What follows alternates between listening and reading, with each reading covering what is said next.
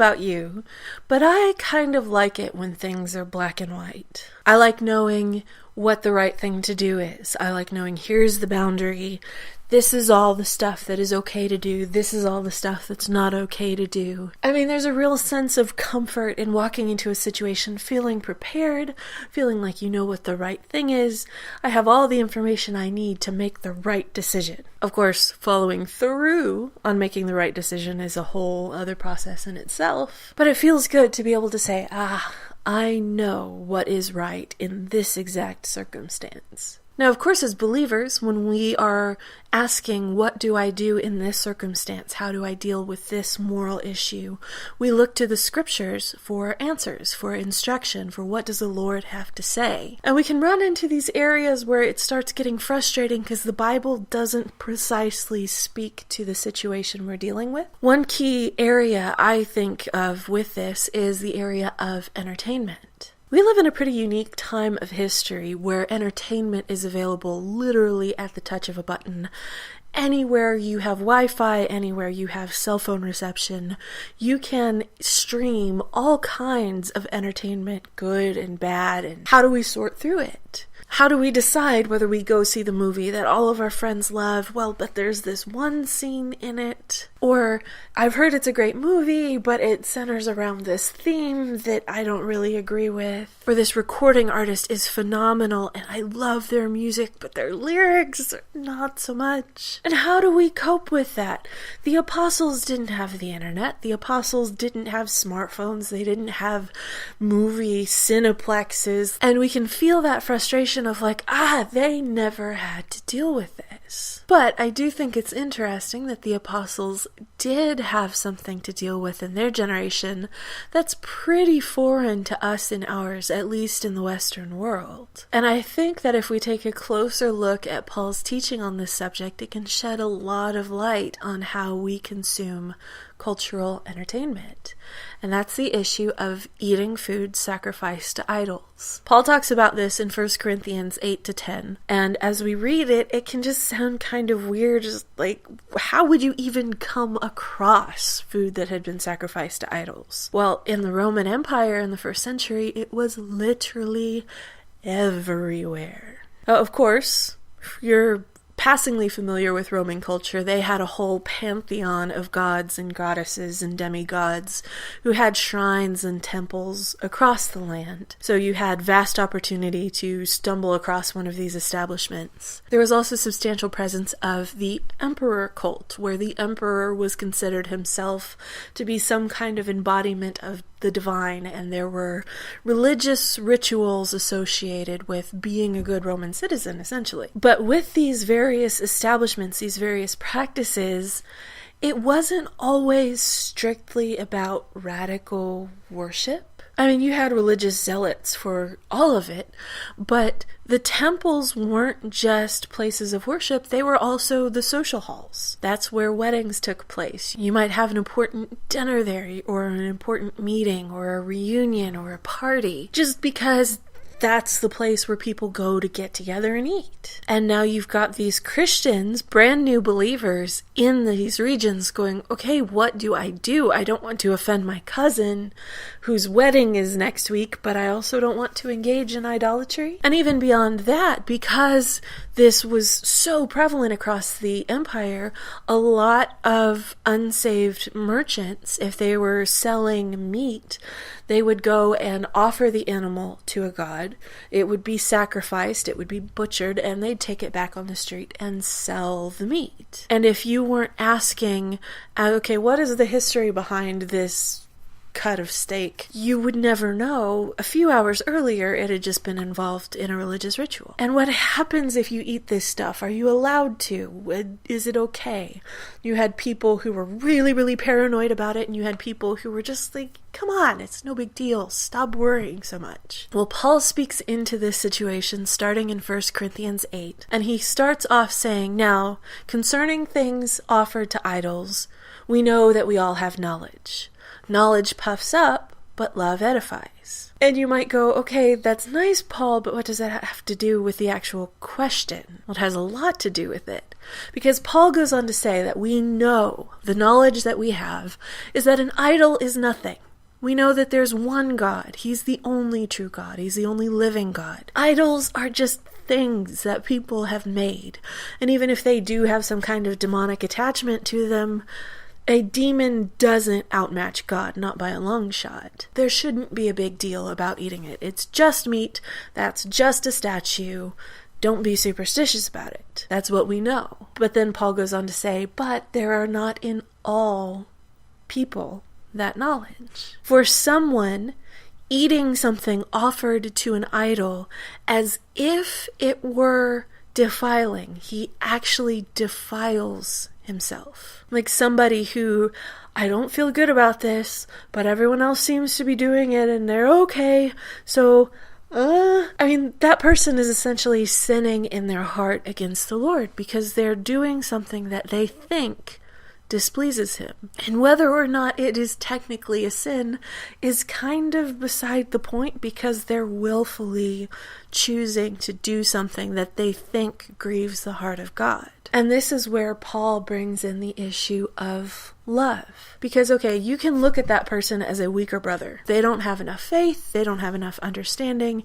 They're way too worked up about this. But Paul goes, okay, where does love enter into this picture? Are you willing to destroy this person's conscience over something as unimportant as food?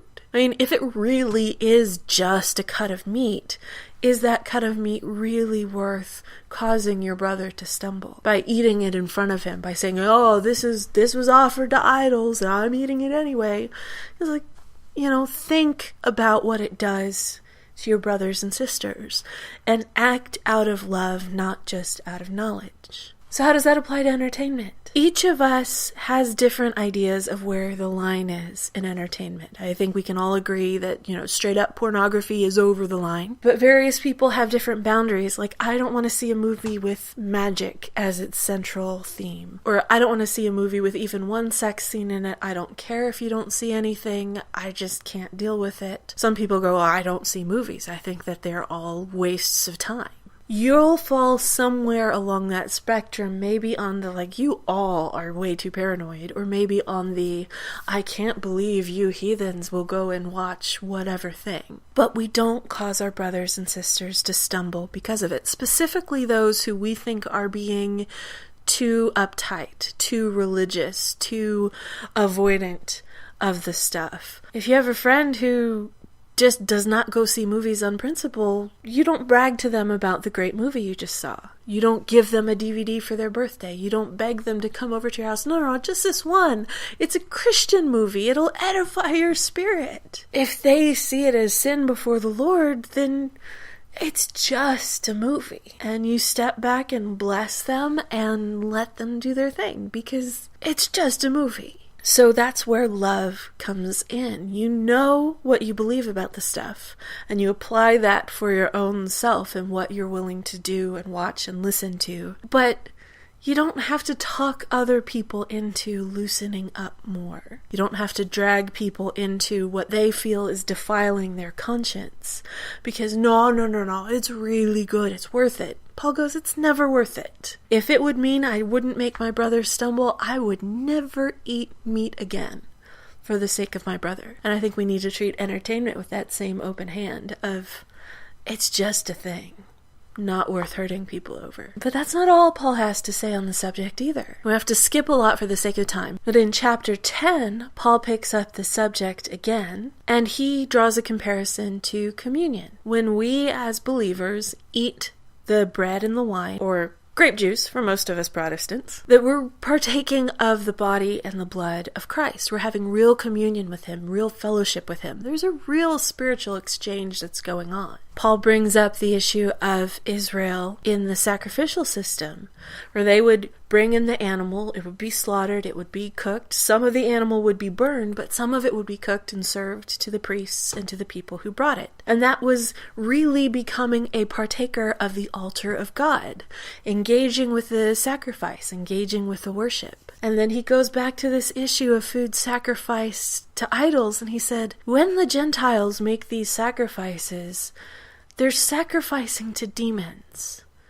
And I don't want you to have fellowship with demons. You cannot eat at the Lord's table and at the table of demons. And he clarifies, I'm not saying that an idol is something to be feared or revered. I'm not saying an idol is a legitimate god. But what's the difference here? Well, Paul is talking about going to the temple and partaking in the actual ceremonies and eating of the actual sacrifices directly, as opposed to it filtered to me third hand through my neighbor, through the shopkeep. He doesn't want people going, well, an idol isn't anything, so who cares? Yeah, I'll do a little bowing, I'll say a little chant, whatever, it's free food. Paul goes, no, it's not that simple, because there is a spiritual exchange happening here.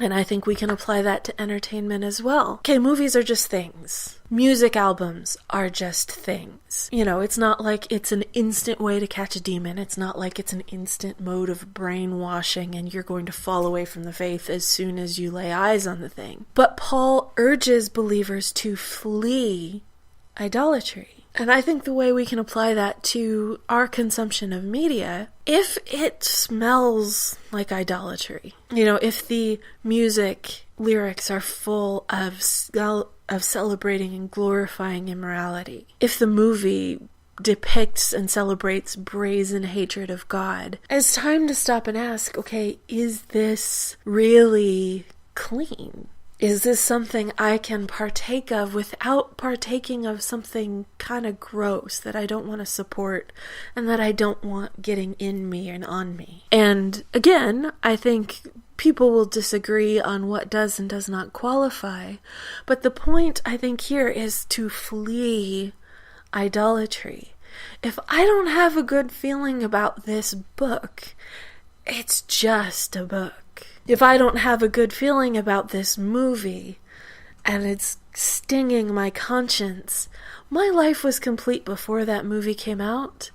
My life will be complete if I keep living like that movie never existed and never go see it. Even if it's a classic, even if it rakes in a bunch of awards, it's just a movie, and is it really worth flirting with idolatry over? And so in this passage, I see Paul urging the believers to some general principles that apply not just to entertainment, but to all kinds of stuff that maybe we'll revisit in a few weeks. But to look at, okay, if it's defiling, it's just not worth it. Don't bother. Run the other way. Your relationship with the Lord is more important than being up to date on pop culture. And as it pertains to other believers, don't talk them out of their commitments to holiness, even if they're erring kind of on the side of being too uptight about it. Knowledge puffs up, love edifies, flee idolatry. I think that gives us some pretty good guidelines to get started in how we approach these sort of subjects. So what do you think? How can we apply these principles to some of those doubtful areas in our life?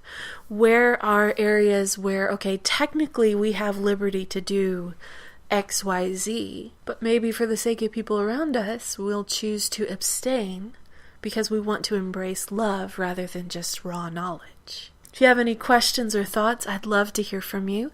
You can leave them in the comments on the YouTube channel, on the Facebook page, or on the website. All of that information is in the description of the video. I'm Amanda Beatty. This has been the Interwebercessor channel, and I will see you next week.